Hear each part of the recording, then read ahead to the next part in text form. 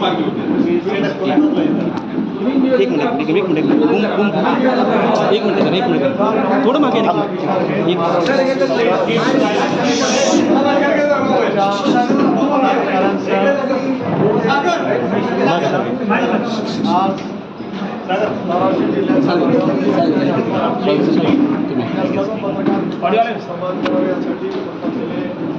विक्रम काळे, माझे खासदार परांजपे, कल्याणचे आखाडे, सुरेश वगैरे, जिल्ह्याचे सर्व सन्मान्य माझे अन्य सहकारी, आपण सर्व पत्रकार मित्र आणि सहकारी मित्रांनो, विधानसभेच्या निवडणुकीमध्ये अभूतपूर्व यश संपादित केल्याच्या नंतर स्थानिक स्वराज्य संस्थांच्या निवडणुका दीर्घकाळ न झालेला असल्यामुळे सर्वोच्च न्यायालयाने अशा वेळेला जिल्ह्यामध्ये जाऊन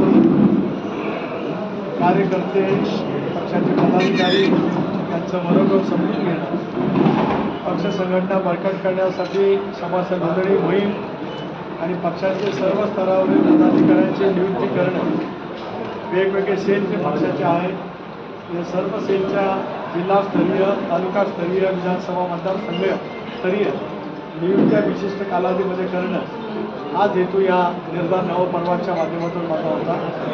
जळगाव, नंदुरबार, धुळे, धुळे शहर, नाशिक, नाशिक शहर, संभाजीनगर जिल्हा, संभाजीनगर शहर, जालना, परभणी शहर, परभणी, लातूर आणि आज धाराशिवच्या दौऱ्यामध्ये या ठिकाणी मिळाले. प्रचंड उत्स्फूर्त अभूतपूर्व असा प्रतिसाद कार्यकर्त्यांचा या मेळाव्याच्या निमित्ताने त्या ठिकाणी मिळतो आहे. मनोगत सुद्धा आम्ही समजून घेतलं आणि त्या माध्यमातून भूमिका असणार आहोत शांत आगामी येणाऱ्या निवडणुकीमध्ये सुद्धा महायुती म्हणून आम्ही निवडणूक लढवण्याचं वरिष्ठ पातळीवरती जरी चर्चा केली असली तरी स्थानिक पातळीवरती सुद्धा कार्यकर्त्यांच्या संघटनेच्या भावना काय ते आम्ही समजून घेऊ. कोर कमिटीच्या पुढे नक्की मांडू. त्यापूर्वी पक्षाचे राष्ट्रीय अध्यक्ष अजितदादा, कार्याध्यक्ष विजयबाई, छगन भुजबळ साहेब, शरद पवार यांच्याकडे सुद्धा लढण्याचा सारा बक्षीस त्या ठिकाणी सांगणार आहे. पत्रकार परिषदेचा योजन मी या ठिकाणी विसरलेला असेल तो आपण करावा अशी आपल्याला विनंती. राज्यामध्ये पूर्ण राजीनाम्याची मागणी केली जाते काय निर्णय आहे किंवा किती वेळ लागेल? कृषीमंत्र्यांच्या मेळाव्या संदर्भामध्ये राष्ट्रीय अध्यक्ष आणि पक्षाचे काल घडलेल्या घटनेच्या बाबतीमध्ये सुद्धा सुरज चव्हाण यांचा पक्षाने त्यांना राजीनामा द्यावा सूचित केले आणि सुरज चव्हाण यांनी महाराष्ट्र प्रदेश राष्ट्रवादी युवक काँग्रेसच्या अध्यक्षाचा त्या ठिकाणी राजीनामा दिला.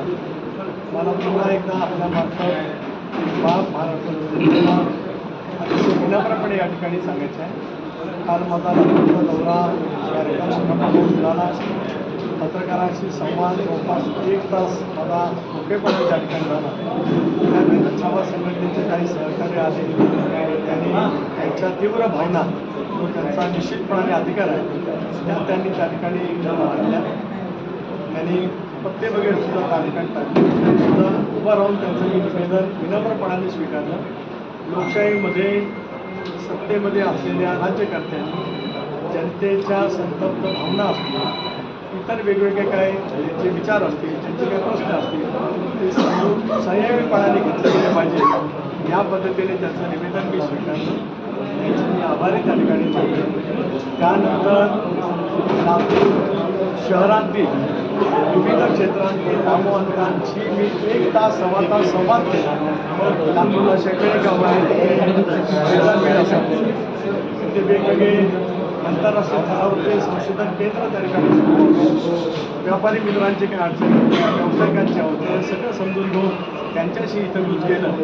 आणि एक विवेकानंद संस्थेच्या माध्यमातून कॅन्सर हॉस्पिटल आहे काही ठिकाणी मी जवळपास तासभर मी आणि माझ्या सर्व सहकार्यांनी भेट दिली.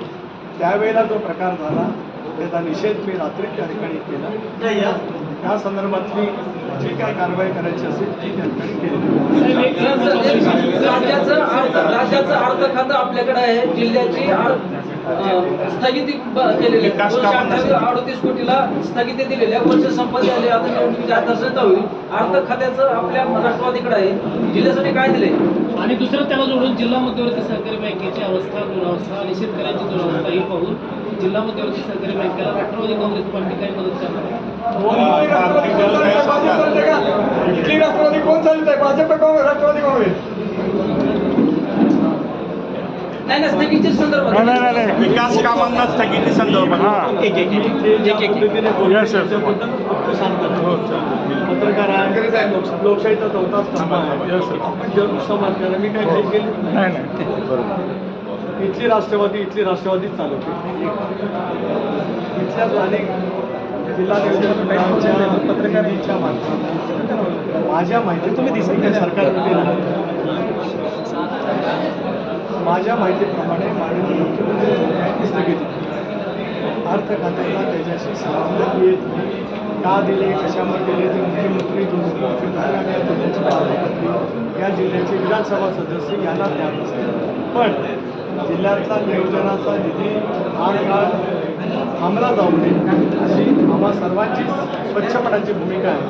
त्या संदर्भातला योग्य निर्णय सरकार स्तरावरती चालू सरकारमध्ये नाही.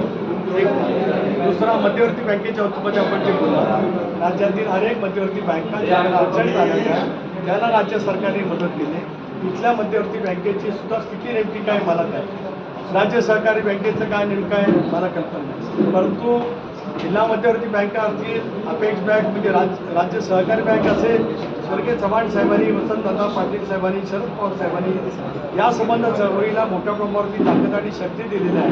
त्यामुळे या मध्यवर्ती बँका त्यांचं अवसानात असतील तर त्याचं पुनर्जीवन कसं करता येईल, काय कारणामुळे अवसानात असतील त्या बाबतीमध्ये काय कारवाई करायची असेल हे सरकारने करावं असं राष्ट्रवादी काँग्रेस पक्ष होऊन पाठवणार आहे. नांदेड जिल्ह्याला हॅलो कार्यालय जाण्याचा प्रयत्न केला होता. राष्ट्रपती आंदोलन झालं. राष्ट्रवादीच्या कार्यालयाकडे त्यांना टार्गेट केलं जातं. एक असं आहे की मी सुद्धा कालपासून संघटनेच्या सर्व पदाधिकाऱ्यांची भेट घेतली. आजही आई तुळजाभवानीचं दर्शन घेतलं असताना जे पदाधिकारी मला कालच्या निवेदन द्यायला आले त्यांच्याजवळ विचारप्रमाणे चर्चा केली. आता धाराशिवचा कार्यक्रम संपल्याच्या नंतर सुद्धा त्यांच्या शिष्टमंडळाला भेटून त्यांची जी काय मागणी होती त्यांचं म्हणणं होतं ते शांत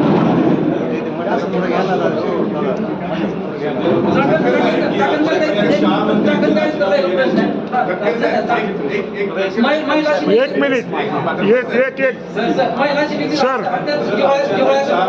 राजीनामे घेतले जातील असं संजय राऊतांचं ट्विट आहे. राज्यातील 4 मंत्र्यांचे राजीनामे घेतले जातील असं ट्विट आहे. काय त्यात मी कालही बोललो विधानसभेच्या निवडणुकीमध्ये तारून पडल्याच्या नंतर त्यांचं स्वास्थ्य जे बिघडलेलं आहे त्यामध्ये दिवसभरात सत्तेचे स्वप्न बघत असतात. त्या सत्तेच्या बघत स्वप्नाप्रमाणे त्यांना जे जे वाटतं ते त्यांना स्वप्नात दिसतं. बोलत राहतात असं मला काय वाटतं.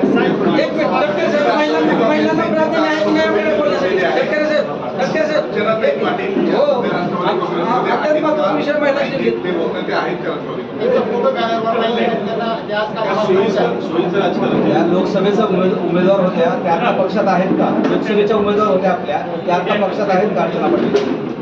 अर्चना पाटील आपल्याकडे फॉर्म घेऊन त्या लोकसभेचे उमेदवार होते आहेत हे मला 100% माहिती असणारच कारण माझ्या सहित आहेत का पक्षात? त्यानंतरच्या कालावधीमध्ये त्या पक्षामध्ये सक्रिय नाही. धाराशिव जिल्हाध्यक्षांनी मागच्या 5 दिवसाखाली जिल्हाध्यक्ष पदाचा राजीनामा दिला होता. मात्र चर्चा अशी आहे की धाराशिव जिल्हाध्यक्ष त्याची नोंद घेतलेली आहे पक्षाने आणि ते पक्षामध्ये कसले काम करत आहेत, कार्यकर्त्यांना न्याय देऊ शकत आहेत म्हणून पक्षाने त्यांचा राजीनामा घेतला आहे आणि अशी चर्चा आहे. काही सत्य दुर्गुणेने त्यांचा राजीनामा पक्षाकडे जरूर दिलेला आहे. पक्ष येत्या काही दिवसामध्ये त्याच्या प्रमुख सहकार्यांना बोलवून त्या संदर्भातला योग्य तो निर्णय कधी निर्णय होणार आहे, निर्णय होणार आहे की नाही होणार? शेवटी काल विधान परिषदेमध्ये जे घडलं त्या संदर्भातली माहिती माध्यमाच्या माध्यमातून समोर आली. आणि हे यापूर्वी सांगितलं की यापूर्वीच्या कालावधीमध्ये माणिकरावांच्याकडून कृषीसारखं अतिशय संवेदनाशी शेतकऱ्यांच्या दृष्टीपासून अत्यंत महत्त्वाचा विभाग असताना काही वक्तव्य जी काही चुकीची गेली त्याबद्दल राष्ट्रीय अध्यक्षांनी त्यांना समज दिलेली आहे. कालच्या घटनेच्या बाबतीमध्ये सुद्धा पक्ष त्याबद्दल दोन्ही वरिष्ठ पातळीवर बसून या संदर्भातला विचार करतो. लोकसभा